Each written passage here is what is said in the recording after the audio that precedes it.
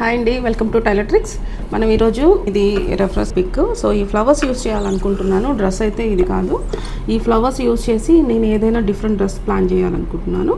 ఒకసారి మన లేజర్ మిషన్లో ఎలా వస్తుందో చూద్దాం పదండి.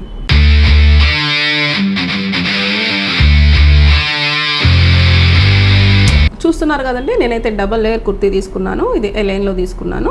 సో ఫ్లవర్స్ కూడా ఎంత నీట్గా వచ్చాయో, ఇంత అంటే మనం ఇది క్యాన్వాస్ స్టిక్ చేసుకొని అట్లా కూడా కట్ చేసుకోవచ్చండి. నేనైతే దాని మీద స్టిక్ చేసి మిషన్తో వేస్తాను కాబట్టి నేను తీసుకోలేదు. సో ఎంత నీట్గా వచ్చాయో చూస్తున్నారు కదా. ఇలాంటి ఫ్లవర్సే కాదు, డిఫరెంట్ టైప్స్ ఆఫ్ ఫ్లవర్స్ కూడా మనం కట్ చేసుకోవచ్చు. కొన్ని ఇలాంటి టైప్స్ కూడా చిన్నపిల్లల ఫ్రాక్స్కి ఇలాంటి ఫ్లవర్స్ చాలా బాగా యూజ్ అవుతాయి, చాలా అందంగా కూడా ఉంటాయి. మన లేజర్ కటింగ్ మిషన్తో ఎలా కట్ చేసుకోవాలి, ఎలాంటి డ్రెస్సెస్ ఇందులో వస్తాయి, ఎన్ని మోడల్స్ ఉంటాయి, మాస్టర్ లేకుండా కట్ చేయవచ్చా, ఇవన్నీ డౌట్స్ ఉంటాయి కదండి.